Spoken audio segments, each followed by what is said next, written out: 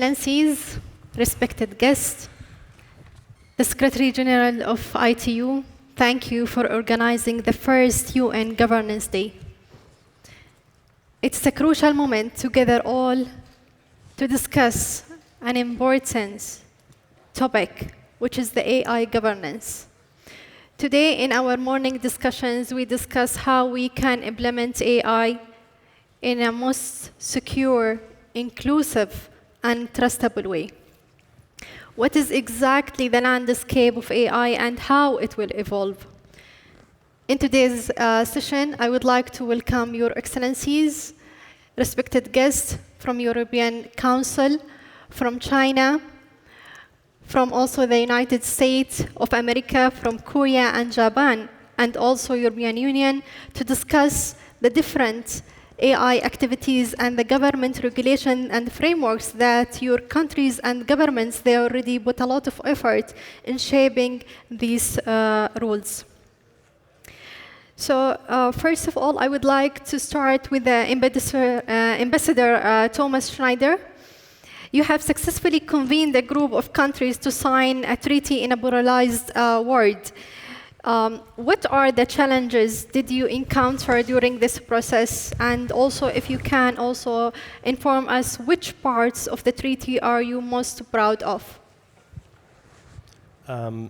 Thank you, and thanks for convening this session. Before I go to the treaty itself, I would like to give a little bit of an outline what role, in my view, the treaty should play in the bigger governance setting. Because there are many people that ask for one new or established institution to solve all the problems, one law to be created that will solve all the problems. Normally politicians and media like this. But if we look, for instance, at how engines are regulated, we don't have one UN convention on engines and everything.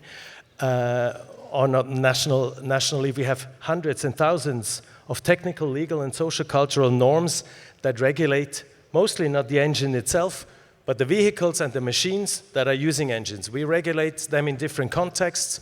We regulate the people that are driving the engines. We regulate the infrastructure. We regulate or protect people affected. So it's all context-based. It's not the engine. It's the function of the engine, the effect of the tool. And I think we have to, and there's different levels of harmonization. We allow people in the UK to drive on the other side of the road. We even allow them to drive here. It more or less works. On aviation, it's probably difficult if planes land from different directions on the same airport. So there's different level of harmonization with engine regulation. And I think the same logic should be applied to AI. It should be context-based to whatever we can. It should be about risks and impacts, not the technology itself. And that is specific to every culture, in many ways to economic incentives and so on. At the same time, we need a common understanding about what we try to achieve. We need to have a global discussion about how we deal with risks, what the risks are, what are we trying to protect. And so we need a coherent approach, but not necessarily one institution, but hundreds and thousands of pieces that work together. And the Council of Europe Treaty was drafted not in a spirit to create new human rights, not to reinvent the wheel, but actually to make sure that the existing human rights and protections for democracy and rule of law are applied in the context where AI is used. And it was set up also not as a European process. The Council of Europe, by the way, is not the European Union. It's an institution like the UN of Europe with 46 member states. We had 57 states negotiating in the beginning. It's open for anyone that cares about human rights, democracy, and rule of law. Every country can join. It's trying to fulfill one particular piece in this clockwork of methods to make sure that human rights, democracy, and rule of law are protected when using AI, and at the same time allow for innovation. And this, of course, is not an easy thing. First of all, to bridge institutional differences between these different countries and cultures and regions of the world that were cooperating and hopefully will cooperating. That's one of the key challenges that we faced. And also how to make sure that we protect existing rights in a dynamic way, not in a bureaucratic way, so that this instrument is fit for purpose now, but also in the future. And I think this is why it's so helpful to have discussions like this, because we need dialogue. We need dialogue here at the Internet Governance Forum to understand what are the challenges, how do they differ in different contexts, in different regions, how do we agree on a shared vision, how can we create a mechanism like a Swiss clockwork with different tools that feed into each other, that it shows the right time and not too fast, not too quick, and it doesn't break down. Thank you. Thank you, Ambassador.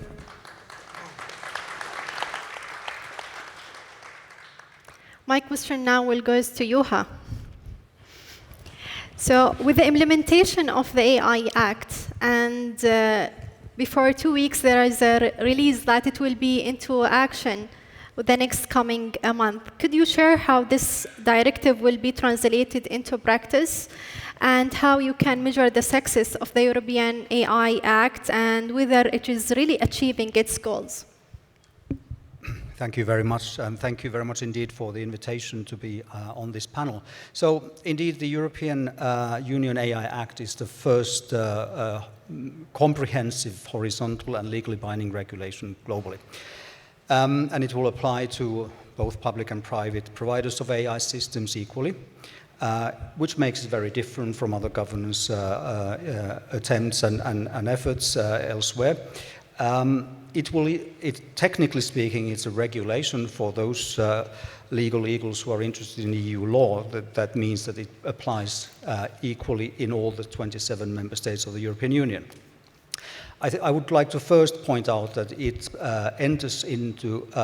becomes applicable in stages. So it will enter into force in about a month's time. It's just missing signatures and publication, and then it will take 20 days. So about a month from now, it will enter into force. And then the first provisions will become applicable 6 months after this. Those provisions concern the prohibitions. And then the rules for general purpose AI models, so large language models, generative AI, those will become applicable after 12 months. And then the so-called high-risk systems, the rules will become applicable either after 24 or 36 months. This is to give providers time to adapt, to prepare for the applicability of these new legislation. It's a risk-based piece of legislation, so it intervenes where necessary. It doesn't regulate technology, but it regulates certain use of technology, so the context is important, the use is important.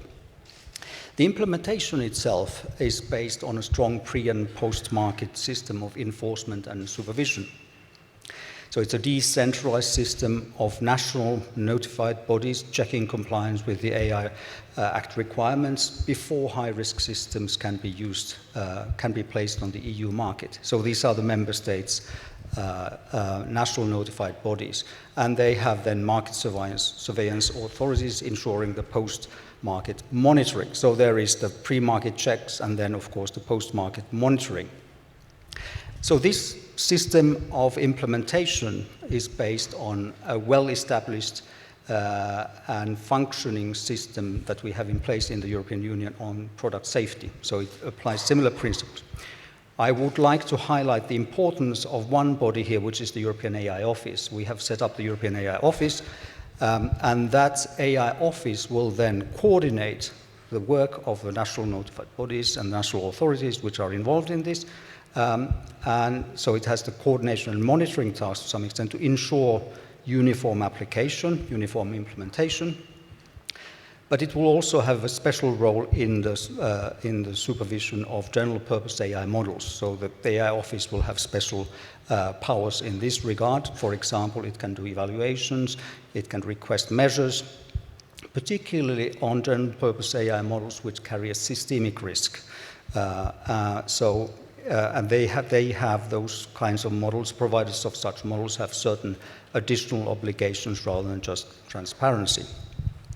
So the AI Office has roles which go beyond safety institutes which have been set up in some countries because it has a much broader scope. Because the AI Act deals not just with safety but also the protection of health and fundamental rights. So it has quite a different profile, but it includes the safety aspect. So any cooperation that we have with safety institutes elsewhere that are being set up or have been set up, this will be with the AI Office. So it will have an important role in the implementation. I should also add that it will also deal with research, innovation, and deployment aspects, and also the international engagement. So it has a very broad, comprehensive set of roles. Indicators of measures. I should maybe add that we also have a couple of other bodies, scientific panel, which will support the implementation, an advisory forum with stakeholders and member states representatives in an AI board. Indicators, well, there could be technocratic indicators of its success.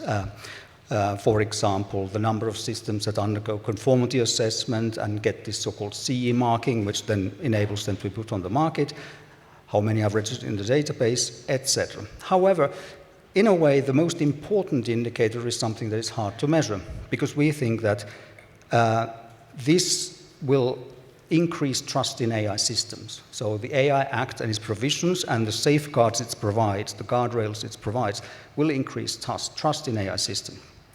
Why is trust so important? Trust is important because trust is the sine qua non for uptake.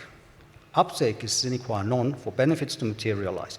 So we need trust to have uptake, and we need uptake to have benefits so that we can actually enjoy this technology and the potential it has and the positive aspect it has. Thank you. Thank you, Johan. While we all agree on the importance of measuring the effectiveness of AI Act, also we would like to hear more from Ellen, the Assistant Secretary from United States of America, about the executive order, and mainly that United States had already adopted a voluntary commitment approach by the private sector and already issued an executive order. What are the next steps? Or the steps for the United States and how you can domestically and internationally measure the success of them? Well, thank you, Dr. Al-Masri, and a quick thank you and congratulations to the ITU and to Secretary General Doreen Bogdan-Martin for convening all of us and for hosting a very successful day already, and for all of you for joining us to discuss how we can leverage AI to help achieve our common collective goals and the Sustainable Development Goals. The starting point for us has been that responsible AI innovation, emphasis on responsible, can bring enormous benefits to people. It's going to transform every corner of our economy.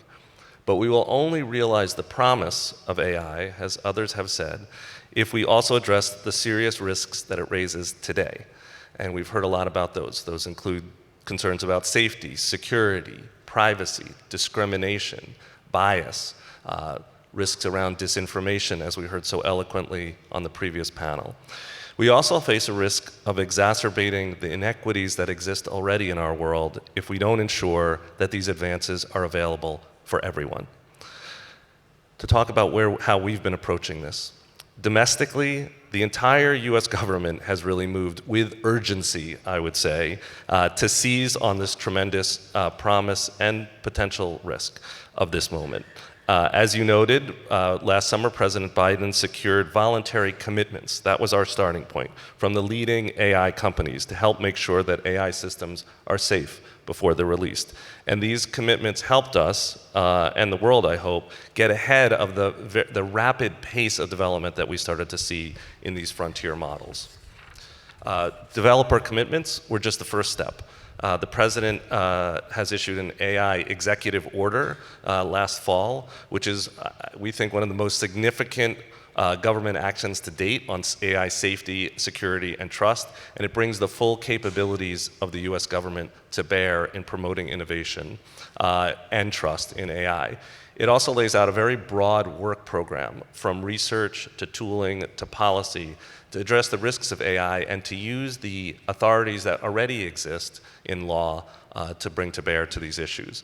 Just as an example of a few of the big initiatives folks have been aware of going forward, we're standing up and have stood up the US AI Safety Institute to do the technical work around security science required to address the full spectrum of AI-related risks.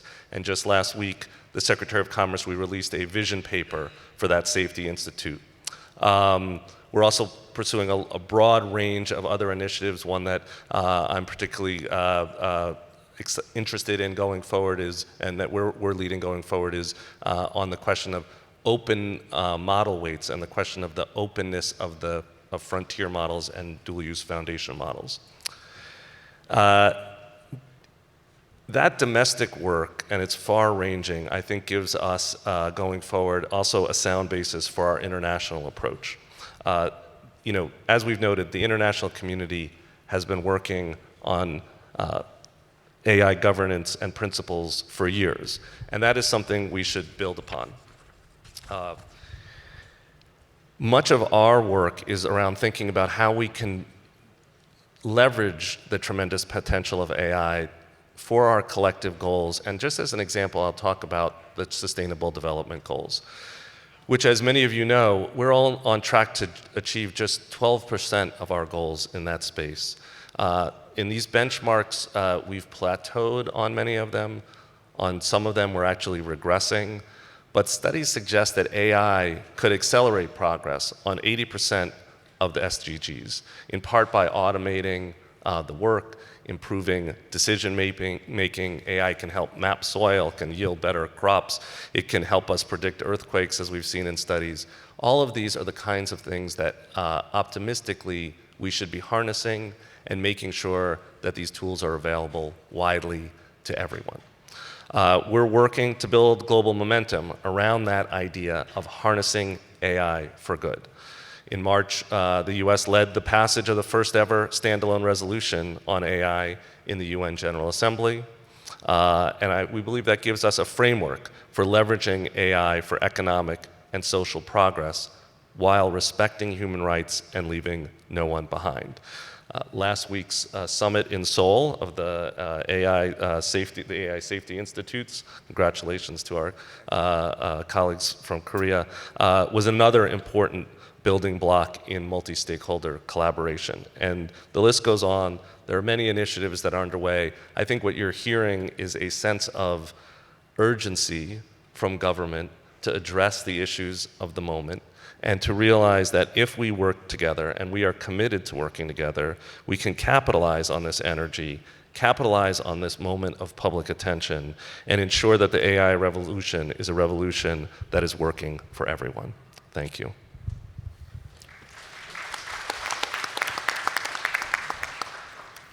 Thank you, Alan. I can't agree more. AI for good should be our campus, and how we can harness the power of AI across all the 17 SDGs is a crucial step that we all should agree as government, industry leaders, NGOs, academic institute, and how we can foster our global collaboration and cooperation toward achieving the AI for good goals.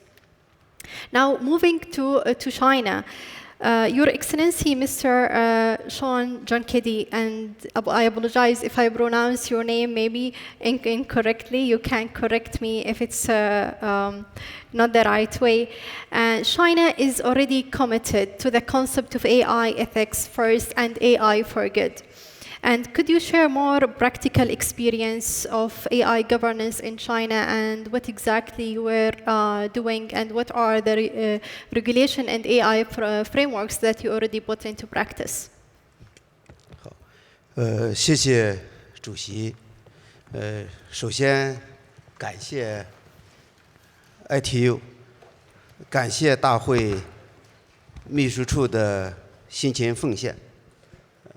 各位同事，大家好！很高兴代表中国工业和信息化部参加今天的活动。人工智能向善全球峰会自2017年发起，已经成为全球人工智能国际交流的标志性活动之一，在凝聚共识、推动合作方面发挥了重要的作用。去年的10月，中国也发布了全球人工智能治理的倡议，倡导各方秉持以人为本、智能向善的理念。这与人工智能向善的全球峰会设立的初衷和目标是不谋而合。当前应该说，人工智能的治理正处于从原则向实践的发展阶段。借这个机会啊，我也分享中国在发展人工智能过程中如何实现体现以人为本、智能向善的一些实践。第一就是坚持论理先行，就是中国政府啊高度重视人工智能论理的治理，注重这个风险的预防和前瞻研判，发布加强科技论理治理的政策文件，引导有关方面开展相关人工智能的活动的时候啊，主动进行公开透明、隐私保护等论理风险的审查评估。一部分企业啊，已经将论理审查作为产品研发立项的前置程序。论理先行的理念已经深深地嵌入中国人工智能的产业实践。第二个就是实施这个敏捷治理。中国政府啊，努力探索敏捷治理的路径。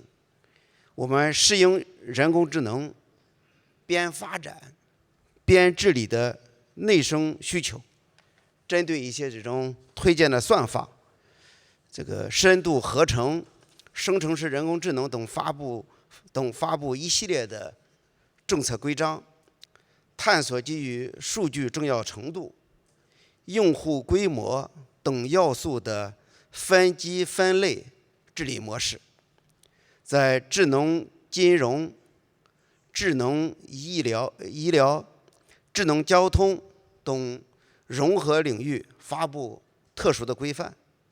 今年的4月，中国的北京市政府发布了中国首批人工智能监管的沙盒项目，提供这个避风港规则、风险的补偿规则等制度机制，推动多主体合作敏捷治理模式。第三就是确保公平公正。中国政府一贯坚持人工智能技术发展的公平公正原则，坚持以人为本，将相关的理念贯穿在政策法律和标准规范的施政。例如，为了避免用户歧视问题，我们鼓励行业组织制定了相关的标准，帮助企业在这个语料内容、数据标注、模型设计等环节开展公平性审查。中国企业也积极参与世界互联网大会发起的 AI 公益行动计划，助力这个乡村的儿童学习人工智能知识，也为亚太地区欠发达国家开展人工智能的技术培训，促进各方共享 AI 技术发展的红利。最后一个就是推进依纪管纪。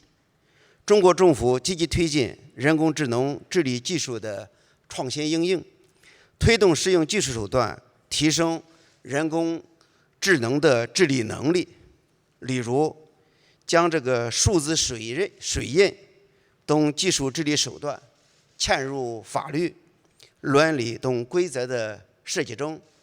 工业和信息化部推动建立人工大模型公共服务平台，倡导智能向善，开发大模型安全的测试数据集、信源令数字内容隐歇标识系统等等，目的就是助力人工智能的产业安全、健康发展。谢谢。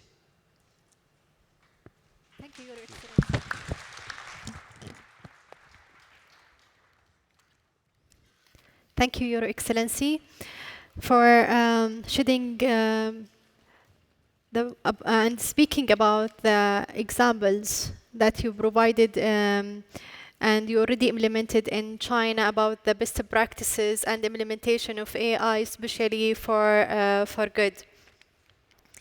Now, moving to Your Excellency, Mr.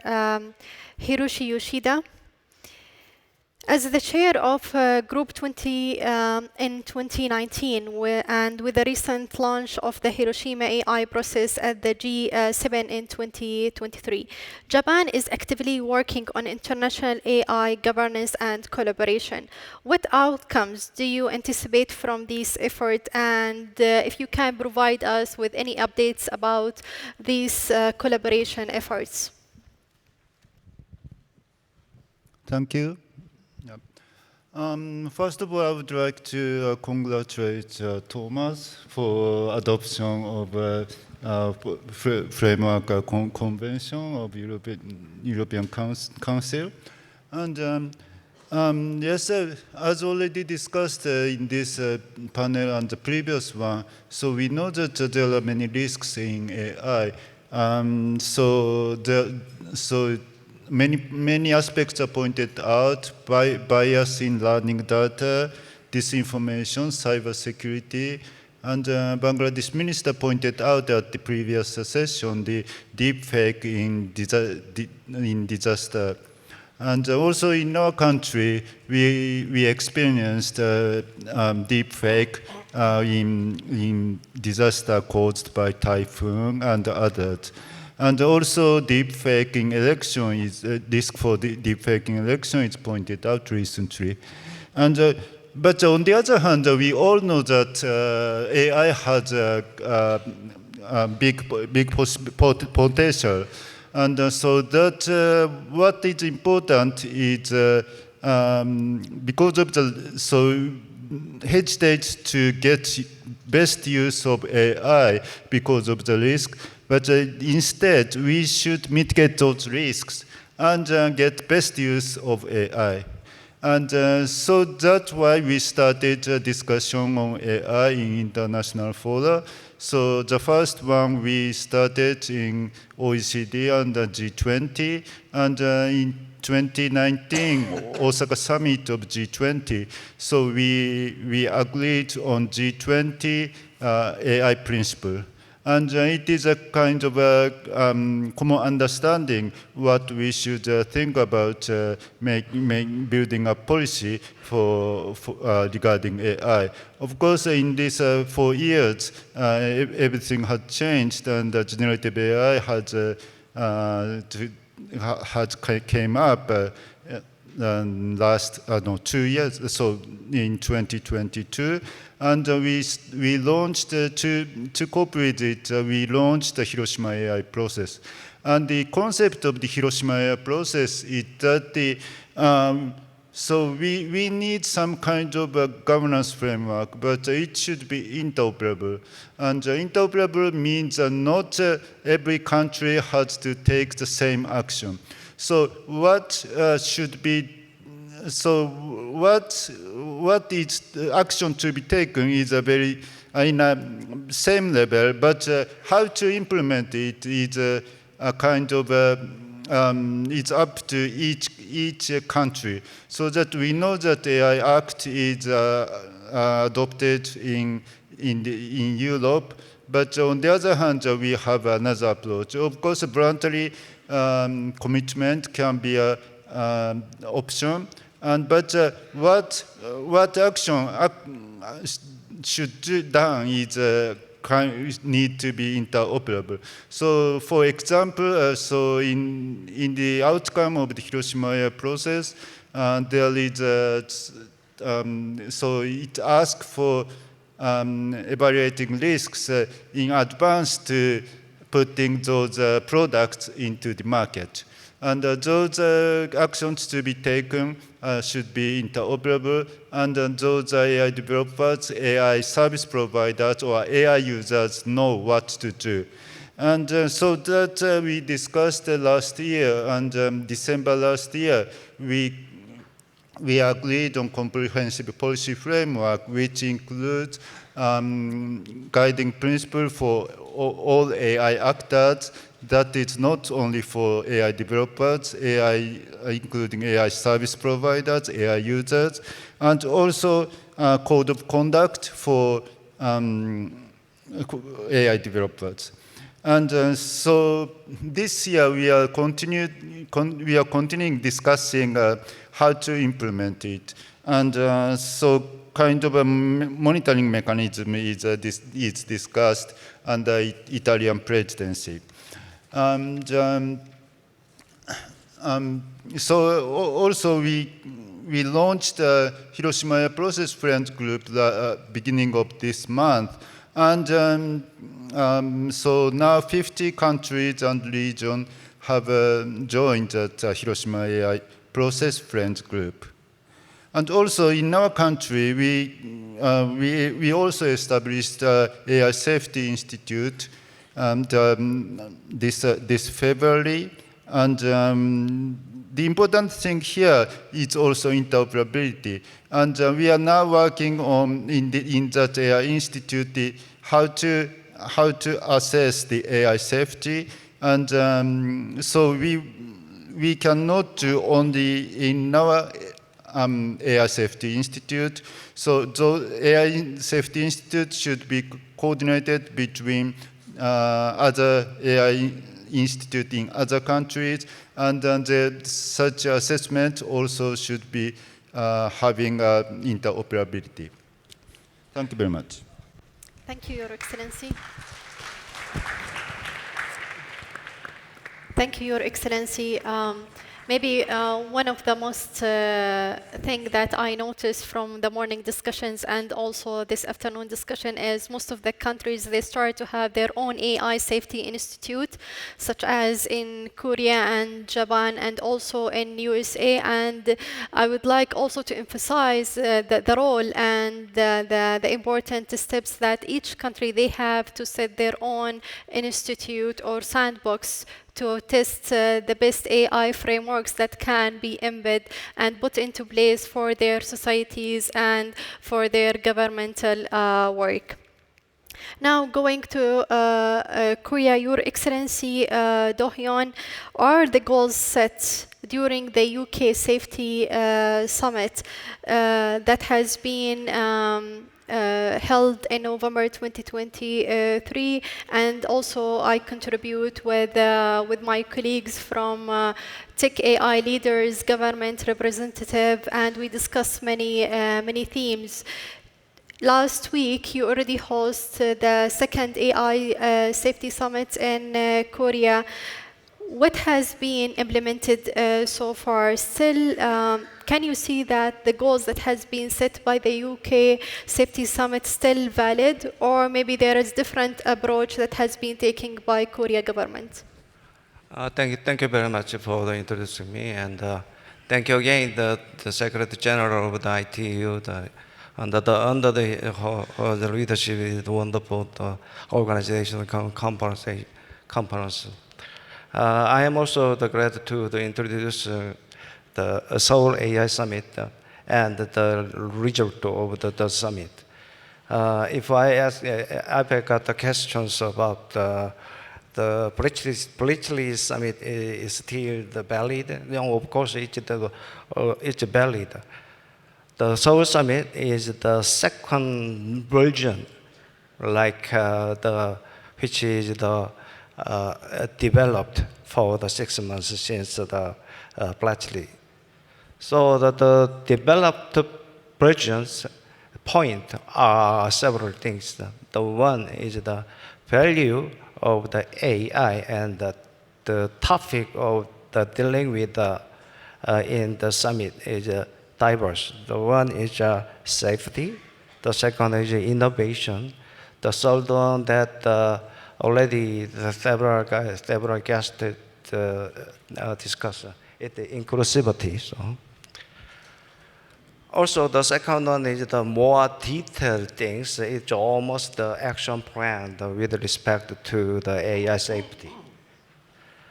In the Seoul Summit, we strongly recommended the networking between the AI Safety Institute and also the emphasizing the global cooperation between the AI Safety Institute. It's a more detailed thing. So. The third one could be the, how can I say, related to the government actions. So, for example, the AI ethics in Korean case, at first time, as long as I remember, at the 2019, firstly, OECD announced the AI ethics principle, and the next year, the G20 also announced the AI ethics principle. After that, the Korean government also established our standard as the ethics principle. And then after that, we established guideline and the checkpoint for the developer and the operator in each companies.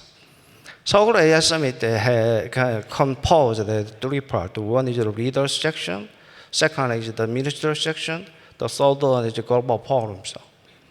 At the leaders section, the leader, president, and the prime minister and the secretary general also adopt the Seoul declarations.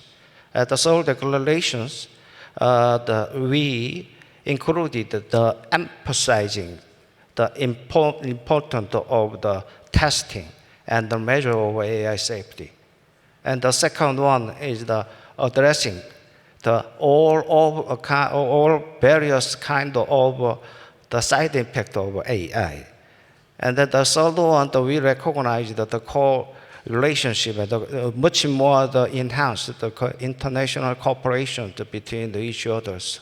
Focusing on the inclusivity, we also have to contribute to the another, how can I say it, the digital south or developing south or something. It is called, could be called the AI south. So we also have to act the more detailed things to solve these problems. So the AI Safety Summit, including all of things at the Seoul declarations. Also, at the next day, the global forum is held, and the minister meeting held. At the time, the minister meeting statement, including all of things, the democratic, the environment, and the other activities, and the culture, and the human brains. It's all of the notice the side impact of the AI, and especially it is included the low power semiconductor is also included there. Okay, that's the quick summary of the Seoul AI Summit. And thank you for the comment, congratulations comment on our summit. Next week we held it at French. And then from now, the United Kingdom government and the Korean government also will discussing about the topic of the next ones. Also more detailed things will be scheduled. Thanks again for our staff of colleague of the United Kingdom. So the United Kingdom and one of the best, my partners, our partners to co-organize this summit. Thank you very much.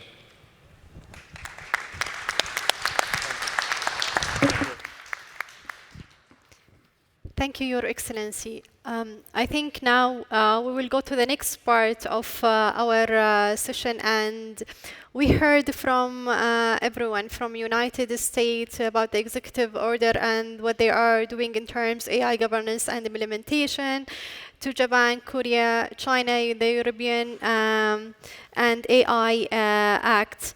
Now, that's you already heard your colleagues and your peers and what each government and their countries they are trying to do. What is one key element you would like to incorporate from their practices to your country or region approach for towards AI governance and framework in your country? Yeah.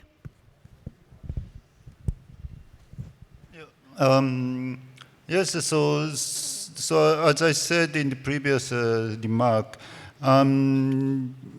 so the interoperability is a very important factor for AI governance, and we want to know what other countries are doing, and so that to know other policies,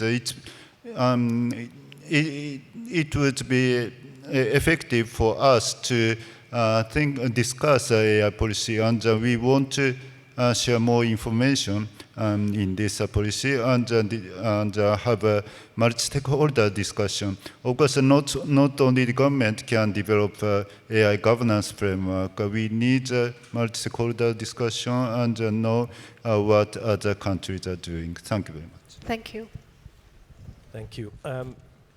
It is interesting and good to hear that all governments seem to want the same thing. They want to protect rights. They want to put people in the center. They want to allow innovation.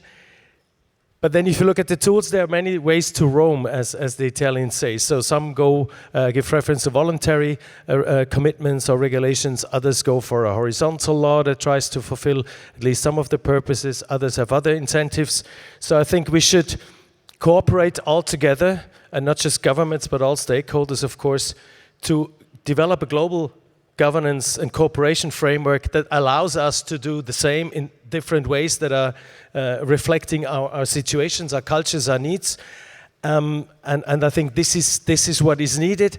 At the same time, if we are honest, we also need tools that empower people, that create transparency and accountability so that people can react in case governments or companies do not do what they say they do, i.e. Support people, protect them, and so on. So if a government or a company does damage to its own or other people, then we should have means to actually stand up and create incentives that this is not happening or this is avoided or minimized. And therefore, the Council of Europe Convention is one tool that unites all those that care about human rights, democracy, and rule of law, by agreeing on the same values, but offering adaptable, agile, dynamic ways fit for every country to sign up to it, like the Cybercrime Convention did, where more than 100 countries are cooperating in a modular way on substance with additional protocols, but also in different levels of participation. You sign and ratify, you just cooperate. So this is one of the big contributions. But I think on a global governance level, and this is what I want to end, fortunately, we do not need to start from scratch. We have many actors that already perform important functions, like the ITU in their fields, like UNESCO, like the standard institutions, and so on. We just need to make them cooperate better, more coherent, and identify concrete gaps where maybe additional functions or structures would be needed, so we can actually start not from zero, but from a reasonable amount of activities that we already have. Thank you, Thomas.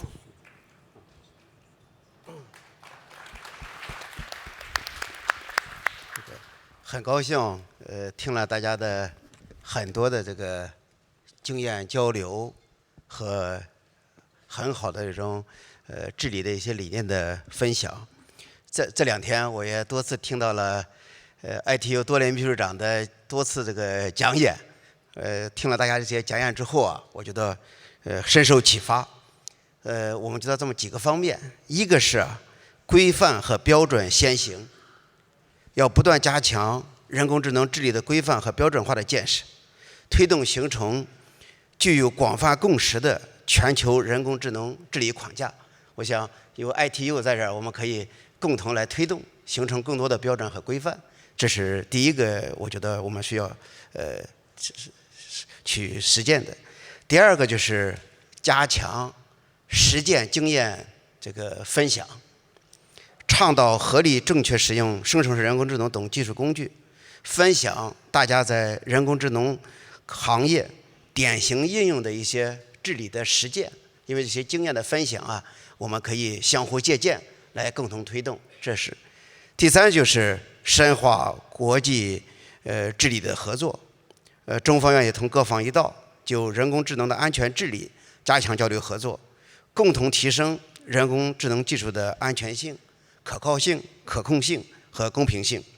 人工智能赋能数字化转型，促进人工智能技术啊更好的造福于人类，造福于高质量可持续发展，造福于构建人类的命运共同体。在这里啊，我也向各方啊各位啊发出诚挚的邀请，衷心的邀请各位朋友参加今年我们7月份，在中国的上海召开世界人工智能大会，特别是这个期间，就是有工业和信息化部、上海市人民政府和这个 ITU， 我们联合主办人工智能向善论坛，共享人工智能发展的治理实践，期待和大家能够在上海相见，我们共同推动人工智能向善发展，以人为本，智能向善，更好地惠及世界各国人民。谢谢。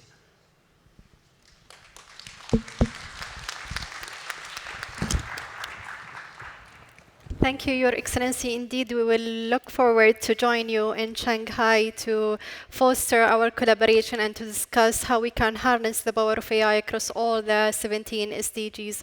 Going back to our main second round discussion, how you can benefit from your peers' experience in terms of regulating AI frameworks, and what are the best practices that you want to put in implementation in your government and in your country. Yes, actually, Korean government want to contribute to the whole of the area governance, but more specific things that we want to do is the first one. The first one is the more specific the AI standard, AI safety standard. With there are 4 national AI safety institute up to now: the United States, Canada, and the United Kingdom, and Japan. So also, our government will open our AI safety institute in the end of the year. Also, the 5 AI safety institute will help to discuss the more detailed things, what we have to measure, how to do the test by the private sector or the public sector. Also, we want to in short term, so we want to focus on that one. The second one is the long term, so the long term approach. So it is related to the inclusivity. So the Korean government got a higher reputation in terms of the ICT or digital. We worked for 30 years, almost 30 years. So we know what is good, what is bad, what we are failed. Sometimes we got the success. It's the know-how in the policymakers. Also, we understanding that the situation of the other countries. As you know, the Korean is a very unique situation.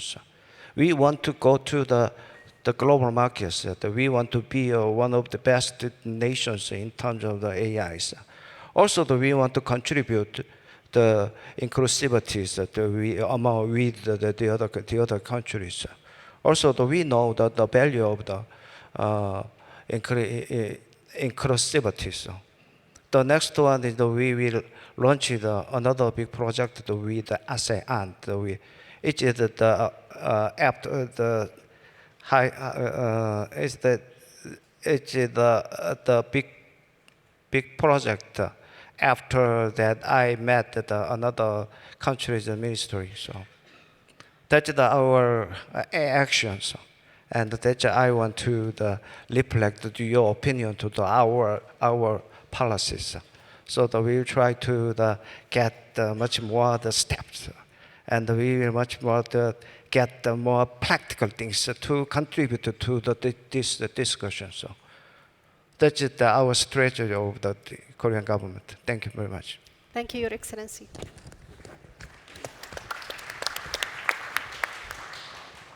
We are short of time. I really appreciate if everyone can stick to 1 minute. Each of you. I will be very quick. I will say, first of all, there's been so many good ideas. We have tried to incorporate many of them. Part of our approach, as you heard, voluntary commitments, a very comprehensive executive order, tooling, research, ultimately governance activities, and with the immediate effect has been our approach. Probably one thing that I see that we have, that others have spoken about is legislation. And one thing that we have not pursued yet, but that the president has called for, is bipartisan legislation in the US to further harness the power of AI while keeping Americans safe. Congress will determine the exact approach for us, but the president has been clear that he wants to see legislation that incorporates principles of trust and safety in legislation that gives us also the tools we need to make sure we're regulating properly. I will say it is early days for this conversation. We have a lot to learn. I do feel like together we can move forward on these big issues around AI with urgency and with wisdom. That is our goal. Thank you. Thank you so much. So, two things emerge from this discussion. First, there is a lot of attention now on AI. So we have to seize the moment and make AI work for good. And I think this is something that we share here, and I think this is something that we support, and this is certainly something that we can support. How we go about it in cooperation, of course, we see where we can converge and work on that.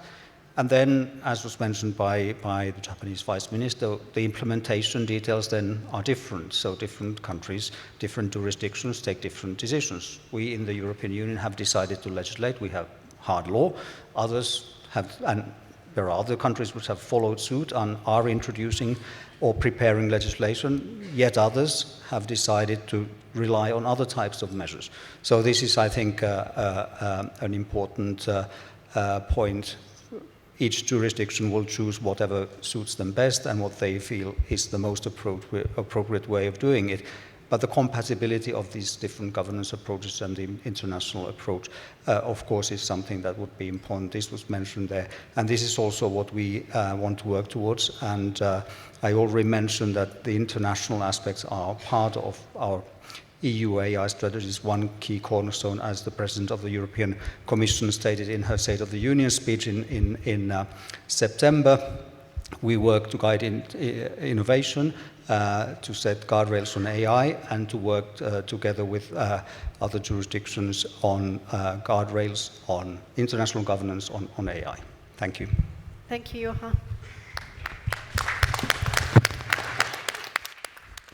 Well, we are concluding the second session. What has been discussed here is how we can all collaborate and the importance of collaboration and cooperation to foster the development of inclusive AI governance for AI for good. Thank you for participating in this panel. I hope that your colleagues here also, they can take the remarks and every country start to build and based on your best practices and best experience. Thank you.